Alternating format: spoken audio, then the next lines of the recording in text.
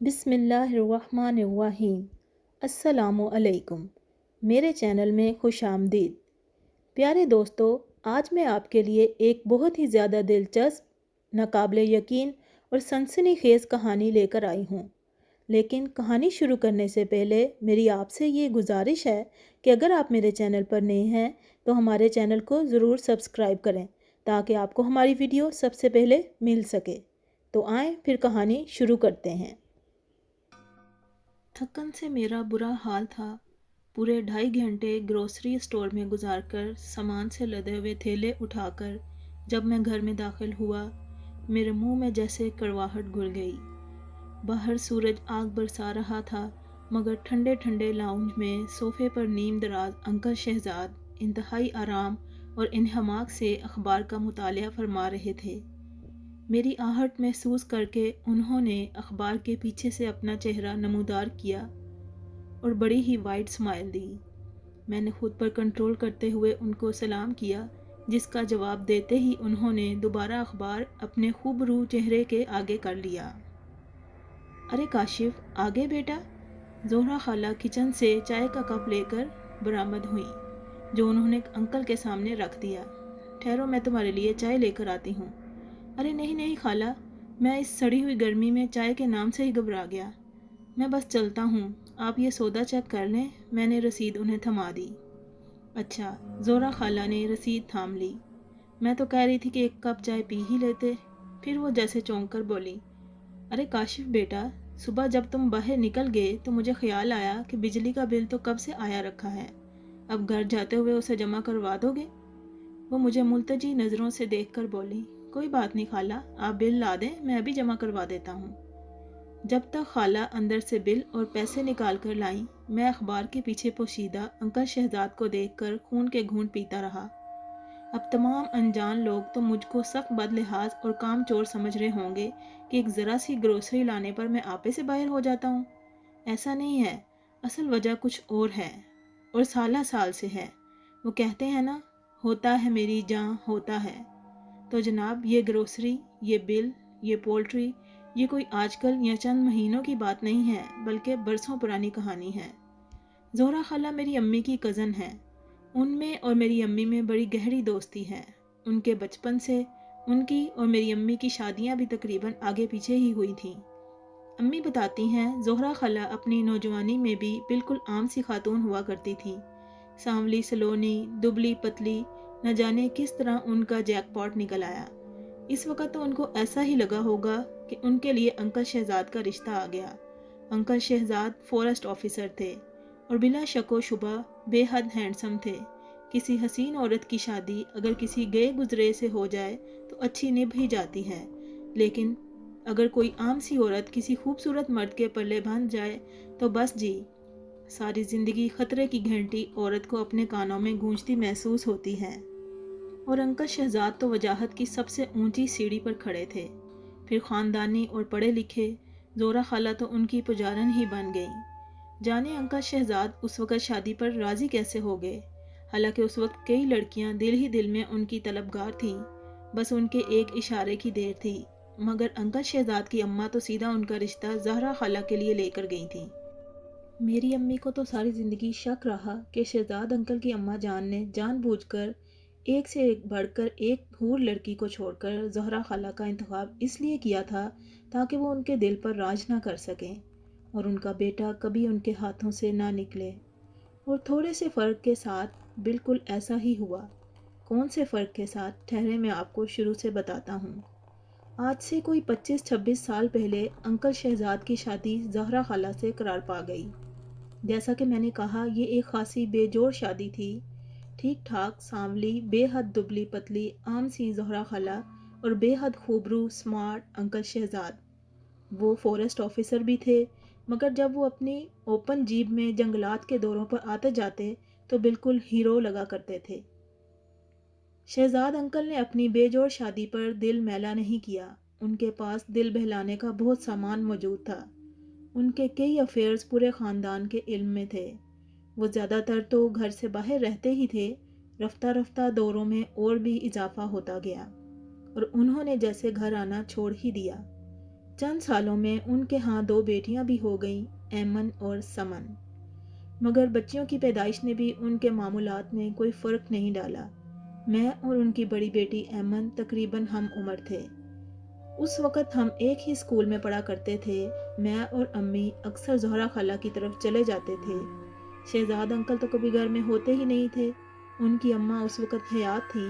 اپنے ہاتھوں سے جان بوجھ کر کرائی گئی اس شادی کا سارا الزام وہ انتہائی ڈٹائی سے زہرا خالہ پر ڈالا کرتی تھیں، اور انکل شہزاد کے گھر سے لا تعلق رہنے کی وجہ سے زہرا خالہ کی کم صورتی کو ہی ٹھہراتی تھیں۔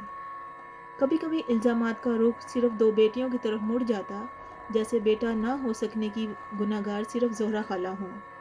زہرا خالہ بیچاری اپنے ناکردہ گناہوں پر شرمندہ رہا کرتی تھیں اور چپکے چپکے آنسو بہاتی تھیں۔ کبھی کبھار جب انکل شہزاد شاید منہ کا مزہ بدلنے کو گھر تشریف لاتے تو زہرا خالہ کو ایک کنیز سے زیادہ حیثیت کبھی نہ دیتے تھے۔ ان کا کام صرف کھانا رکھنے، کپڑے دھونے اور استری کرنے کا رہ جاتا تھا، مگر زہرا خالہ اس پر بھی لاکھ لاکھ شکر بجا لاتی تھیں۔ بہرحال وقت آگے بڑھا اور انکل شہزاد کی بے اعتنائی اور لا تعلقی باقاعدہ ناپسندیدگی میں بدلنے لگی۔ زہرا خالہ کی ساس انکل شہزاد کی دوسری شادی کا اعلان کرنے لگی تھیں۔ اے میرا بچہ گھر کی شکل بھول گیا ہے، وہ ہر آنے جانے والے کے سامنے دہراتی۔ وہ بھی کیا کرے جب ایسی منحوس صورت عورت گھر میں موجود ہو۔ سیاہ رات بن کر چھا گئی ہے میرے چاند جیسے بیٹے کی زندگی پر۔ نہ جانے ساسوں میں یہ کون سی حس پائی جاتی ہے، سارے زمانے سے چھان پٹک کر جس دلہن کو لے کر آتی ہیں، چند دنوں میں ہی اس سارے زمانے کی برائیاں ڈھونڈ نکالتی ہیں۔ خیر یہ تو انکل شہزاد کی اماں کے خیالات تھے، نہ جانے کس طرح اپنی بے لگام زبان اور اپنی بہو کے دل کو چھلنی کر دینے کے حساب کتاب انہوں نے خدا کے سامنے چکائے ہوں گے۔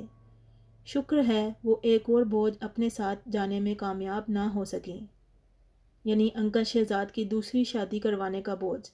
حالانکہ انہوں نے کم ہاتھ پیر نہیں مارے تھے، مگر انکل شہزاد کے نصیب میں کوئی باضابطہ دوسری شادی لکھی ہی نہیں گئی تھی۔ لیکن ان کے نصیب میں کچھ عجیب و غریب اتفاقات ضرور درج تھے، بے حد پراسرار، بہت ہولناک۔ ہوا کچھ یوں کہ کدھر گھر کی شکل ہی نہ دیکھتے تھے، اور کہاں وہ ایسے گھر لوٹے کہ پھر گھر سے قدم باہر نکالنا چھوڑ دیا۔ کیسی آوارگی، کیسی تفریح، یہاں تک کہ کیسی نوکری، سب چھوڑ چھاڑ دیا۔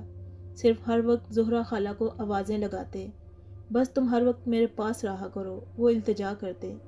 زہرا خالہ کی ساس کے تن بدن میں آگ لگ جاتی۔ کل موہی نے ضرور کوئی جادو ٹونا کروایا ہے، ان کو پکا یقین تھا، مگر معاملہ اتنا سادہ نہیں تھا۔ انکل شہزاد نے در حقیقت نوکری ووکری سب چھوڑ دی، کہیں بھی آنا جانا ترک کر دیا، گھر کے سب سے اندرونی کمرے میں خوف زدہ بیٹھے رہتے، صرف اس وقت تھوڑے مطمئن نظر آتے جب زہرا خالہ ان کے پاس ہوتی۔ یہ صورتحال پورے خاندان والوں کے لیے تشویش کا باعث بن رہی تھی۔ سب کے بار بار پوچھنے پر انہوں نے ایک واقعہ سنایا۔ پچھلے دنوں جب میرا تبادلہ ایک دور دراز علاقے میں ہوا تھا تو وہاں سے میرے ساتھ بھیانک واقعات کا سلسلہ شروع ہو گیا۔ میں ایک شام کسی سنسان جگہ سے گزر رہا تھا کہ میری جیپ ایک جھٹکے سے رک گئی۔ میں نے اسے سٹارٹ کرنے کی بہت کوشش کی، مگر وہ سٹارٹ ہو کر نہیں دے رہی تھی۔ میں جیپ سے باہر نکلا اور کسی مدد کی تلاش میں پیدل چلنے لگا۔ شام کا اجالا رات کے اندھیرے میں بدل رہا تھا، میں جانے کہاں نکل آیا تھا۔ چلتے چلتے ایک عجیب احساس ہونے لگا، جیسے میں اکیلا نہیں ہوں، کوئی میرے ساتھ چل رہا ہے۔ میں نے غور کیا تو مجھے باقاعدہ کسی کے لباس کی سرسراہٹ محسوس ہونے لگی۔ جب میں رکتا تو آواز بھی رک جاتی۔ میں گھبرا کر واپس مڑ گیا، تیز تیز قدم اٹھا کر جیپ کے قریب پہنچ گیا۔ تیز چلنے سے میں ہانپ گیا تھا، مگر میرے ساتھ چلنے والی مخلوق بھی ایسی آوازیں نکال رہی تھی جیسے میرے پیچھے بھاگ کر وہ بھی تھک گئی ہے۔ شکر ہے کہ جیپ فوراً سٹارٹ ہو گئی۔ میں آندھی طوفان کی طرح گاڑی بھگاتا گھر آ گیا۔ مجھے رہنے کے لیے جو گھر دیا گیا تھا وہ بہت ہی پرانا تھا۔ اس میں کمرے تو بے شمار تھے، مگر وہ بہت خستہ حال تھا۔ میرا ملازم وہیں کا رہنے والا تھا، وہ میرے لیے کھانا بنا دیتا تھا اور صفائی وغیرہ کیا کرتا تھا۔ میرے رہنے کے لیے اس نے 2 کمرے صاف کر دیے تھے، باقی گھر کا کاٹ کباڑ سارا اس نے باقی کمروں میں بھر دیا تھا۔ گھر کے 3 طرف بہت بڑا لان تھا جو بالکل اجاڑ تھا۔ اس میں صرف بے تحاشا بڑھی ہوئی جھاڑیاں لگی ہوئی تھیں۔ کئی درخت بھی لگے ہوئے تھے جن کو دیکھ کر اندازہ ہو سکتا تھا کہ بہت قدیم ہیں۔ جب میں سونے لیٹا تو وہ پر اسرار واقعہ مجھے یاد آ گیا۔ ویسے تو ڈر اور خوف سے میرا بالکل واسطہ نہیں تھا، مگر ایک عجیب کیفیت مجھے مسلسل محسوس ہو رہی تھی، جیسے کوئی میرے آس پاس موجود ہو، کوئی انجانی چیز۔ میرا ملازم میرے برابر کمرے میں سو رہا تھا۔ میں نے سوچا اس کو آواز دوں کہ میرے کمرے میں نیچے اپنا بستر لگا لے، مگر مجھے شرم محسوس ہونے لگی کہ وہ کیا سوچے گا کہ صاحب ڈر رہے ہیں۔ نہ جانے کب مجھے نیند آ گئی اور نہ جانے کس طرح آدھی رات کو میری آنکھ کھل گئی۔ کمرے میں ایک عجیب بو پھیل گئی، بہت ناگوار۔ میں گھبرا کر اٹھ کر بیٹھ گیا۔ اچانک میرے کانوں سے ایک آواز ٹکرانے لگی، ایک چرچراہٹ، جیسے کوئی جھولا جھول رہا ہو اور جھولا بری طرح زنگ آلود ہو۔ آواز رفتہ رفتہ تیز ہو رہی تھی، اتنی تیز کہ کمرے میں دھمک ہونے لگی۔ اسی طرح وہ بدبو بھی تیز ہو رہی تھی، جیسے کچھ جل رہا ہو۔ مجھے یاد آیا یہ بدبو تو شام میں بھی محسوس ہوئی تھی جب میری جیپ بند ہو گئی تھی۔ میں ڈر سے کانپنے لگا کہ اچانک لائٹ بند ہو گئی، کمرے میں گھپ اندھیرا ہو گیا۔ شفیق، میں نے ملازم کو آواز دینے کی کوشش کی، مگر میری آواز کمرے میں ہی گونج کر رہ گئی۔ ہمت کر کے میں بستر سے نکلا، ٹٹول کر کھڑکی تک پہنچ گیا۔ ڈرتے ڈرتے پردہ سرکایا اور اف، میرا دل خوف سے پھٹنے والا ہو گیا۔ سامنے اجاڑ بیابان لان میں اس آدھی رات کو مکمل اندھیرے میں ڈوبے اس پراسرار گھر میں، چاند کی مدھم روشنی میں، وہ جھولے پر بیٹھی ہوئی تھی، لمبا سفید لباس پہنے، اپنے سارے لمبے بال آگے اپنے چہرے پر ڈالے، سر جھکائے وہ لمبے لمبے جھولے لے رہی تھی۔ میں تھر تھر کانپ رہا تھا، مجھ میں اتنی ہمت بھی نہیں تھی کہ پردہ واپس آگے کر دوں۔ اچانک جھولا رک گیا، مگر تیز چڑچڑاہٹ کی آواز ابھی بھی آ رہی تھی۔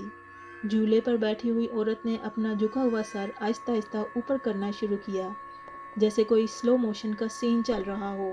پھر اس کے بالوں کی اوٹ میں سے اس کی آنکھیں، سرخ خوفناک آنکھیں مجھ پر جم گئیں۔ اس کے سیاہ چہرے پر مسکراہٹ نمودار ہو گئی، وارننگ دیتی ہوئی مسکراہٹ، چیلنج دیتی ہوئی مسکراہٹ۔ شاید میں بے ہوش ہو گیا تھا۔ صبح اٹھتے ہی میں نے اپنا سامان الٹا سیدھا پیک کر لیا۔ شفیق میرے اس اچانک فیصلے پر حیران رہ گیا۔ آپ کو ضرور کوئی غلط فہمی ہوئی ہوگی صاحب، ادھر کوئی حسیب وسیب نہیں ہے، میں نے کبھی ایسی کوئی چیز نہیں دیکھی۔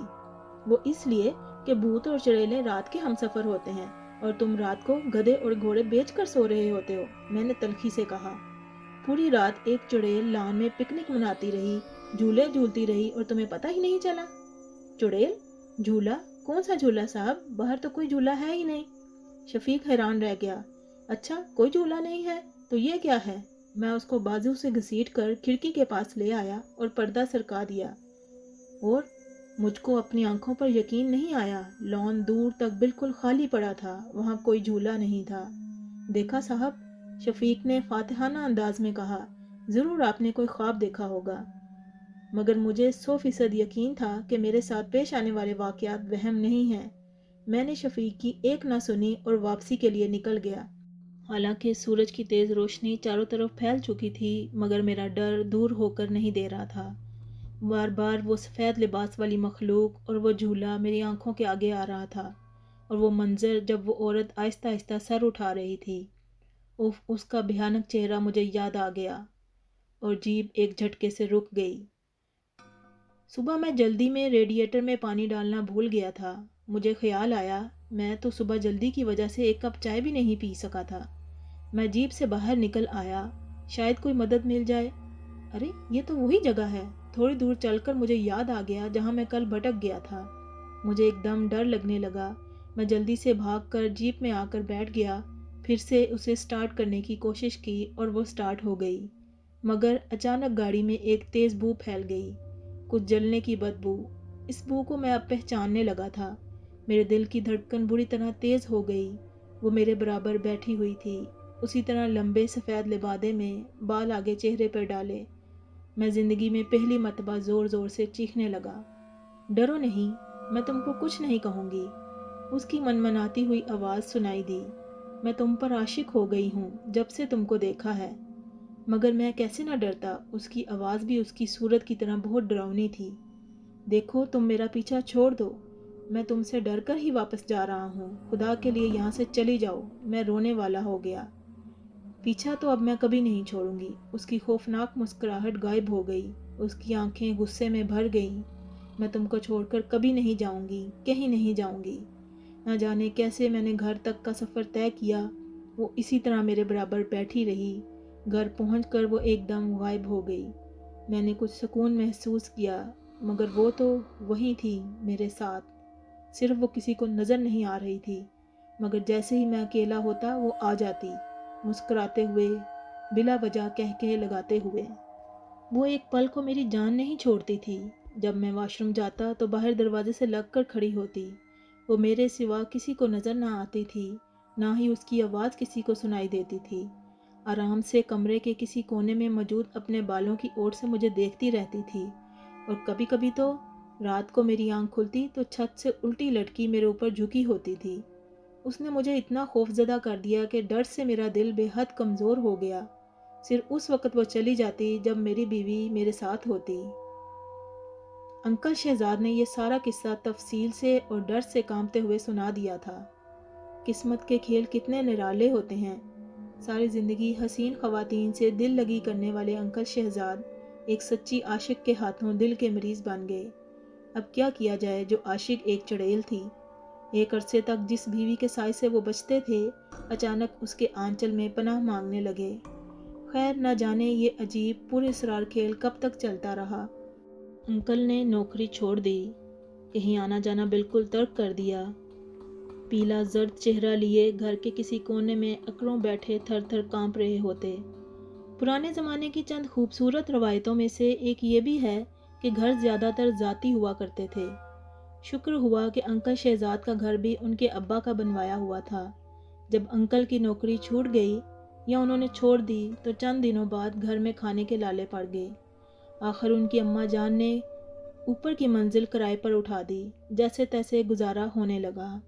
زہرہ خالہ کی نہ تو اتنی تعلیم تھی اور نہ ہی اتنا اعتماد کہ کہیں نوکری کر لیتیں۔ اوپر سے دونوں بچیاں بھی گھر کے اتنے عجیب اور گھٹے ہوئے ماحول کی وجہ سے اتنی کم ہمت اور کم اعتماد نکلیں کہ ٹھیک سے بات تک نہیں کر پاتی تھیں۔ ڈھیر سارے سال گزر گئے۔ شہزاد انکل کی اماں آخرکار دنیا چھوڑ گئیں۔ بچیاں بڑی ہو گئیں۔ شہزاد انکل کے اوپر عاشق مخلوق کا عشق لا حاصل بھی آخر مدم ہو گیا۔ اب وہ ہر وقت ان کے پاس نہیں ہوتی تھی، بلکہ کبھی کبھار اپنے محبوب کے درشن کرنے تشریف لایا کرتی تھی۔ خیر یہ ساری رام کتھا تو وہ ہے جو میں اپنے بچپن سے سنتا چلا آیا ہوں، مگر اب میں اصل بات کی طرف آتا ہوں۔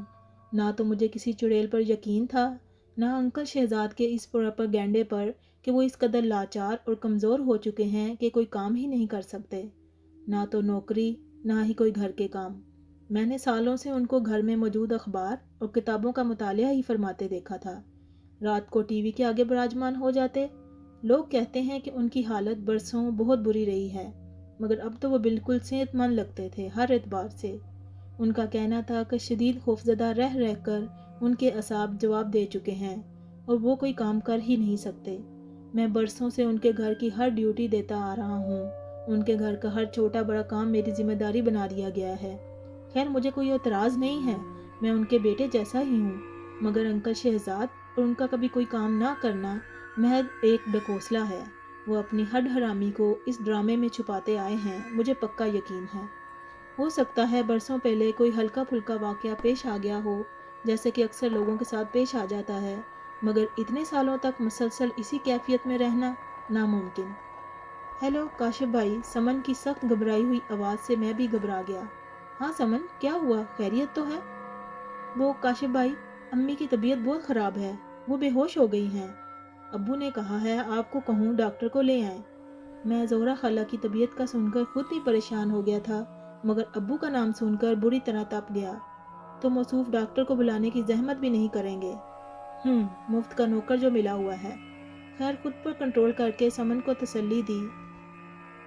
رات کے 1:30 بج رہے تھے۔ اپنے دوست اور پڑوسی ڈاکٹر نعمان کو نیند سے اٹھا کر خالہ کے گھر لے گیا۔ شکر ہے خطرے کی بات نہیں تھی، ان کا بلڈ پریشر ہائی ہو گیا تھا۔ ظاہر ہے ایسے شوہر کے ساتھ زندگی گزار کر بلڈ پریشر تو ہائی ہونا ہی تھا۔ آج پتہ نہیں کیوں مجھے انکل پر ہمیشہ سے زیادہ غصہ آ رہا تھا۔ بیچاری خالہ کتنی کمزور ہو گئی تھیں، اور ایمن اور سمن ڈری سہمی زرد رنگت والی لڑکیاں، ان میں تو اتنی ہمت بھی نہیں تھی کہ بیمار ماں کو ڈاکٹر کے پاس لے جاتی، سر پر باپ کے موجود ہوتے ہوئے بھی۔ کیا عمر ہوگی اس وقت انکل کی؟ میں نے دل میں حساب لگایا، 52 یا 53 سال۔ وہ بالکل جوان نظر آتے تھے، بقول ان کے وہ دل کے مریض بن چکے تھے، مگر وہ ابھی بھی ایک اشارے سے کسی کو بھی درد دل میں مبتلا کر سکتے تھے۔ میں نے ایک زہریلی نگاہ ان پر ڈالی، ان کے صرف چند بال سفید ہوئے تھے، چہرے پر کوئی شکن نہیں تھی۔ میرے ساتھ بیٹھے وہ یقیناً میرے بڑے بھائی لگ رہے ہوں گے، مجھ سے زیادہ، کہیں زیادہ خوبصورت بڑے بھائی۔ کاشف بھائی، آپ آج یہیں رک جائیں پلیز، امی کی طبیعت ٹھیک نہیں، ڈر لگ رہا ہے، سمن نے التجا کی۔ میں ویسے تو اکثر یہاں آتا جاتا رہتا تھا، مگر رات کو رکنا مناسب نہیں لگ رہا تھا، مگر سمن کے پیلے پڑے چہرے کو دیکھ کر مجھے ترس آ گیا۔ چلو ٹھیک ہے، میں امی کو فون کر کے بتا دیتا ہوں۔ سمن مطمئن ہو گئی۔ میرا بستر انکل شہزاد کے کمرے میں لگا دیا گیا۔ میں نے کوفت محسوس تو کی، مگر سارے دن کا تھکا ہوا تھا، اور اس وقت رات کے 3 بج رہے تھے۔ میں لیٹتے ہی سو گیا، مگر رات کو اچانک میری آنکھ کھل گئی، جیسے ہوا کا تیز جھونکا میرے چہرے سے ٹکرا گیا ہو۔ ایک عجیب بو محسوس ہو رہی تھی، جیسے کچھ جل رہا ہو۔ پھر ایک آواز کمرے میں گونجنے لگی، چر چر، جیسے کوئی جھولا جھول رہا ہو، زنگ آلود جھولا۔ میں نے اٹھنے کی کوشش کی، مگر میرا جسم جیسے پتھر کا بن گیا تھا۔ جھولے کی آواز تیز ہونے لگی۔ میں نے آنکھیں پوری کھول دیں۔ کمرے میں مدھم روشنی پھیلی ہوئی تھی۔ اس ہلکی روشنی میں کوئی اندر داخل ہو گیا، سفید لباس میں، بال آگے ڈالے۔ وہ آہستہ آہستہ انکل شہزاد کی طرف بڑھ رہی تھی۔ میرا دل خوف سے پھٹنے لگا۔ وہ انکل کے قدموں میں بیٹھ گئی، ان کے پیر سہلانے لگی۔ انکل نیند میں کسمسائے۔ اس نے آہستہ سے اپنے منہ سے بال ہٹا دیے۔ انکل شہزاد نے ساری زندگی اس کے بھیانک چہرے کا جو نقشہ کھینچا تھا، وہ تو کچھ بھی نہیں تھا، وہ کہیں زیادہ مکروہ تھی۔ اچانک اس کی سرخ آنکھیں مجھ سے ٹکرائیں۔ میں ڈر سے کانپ رہا تھا۔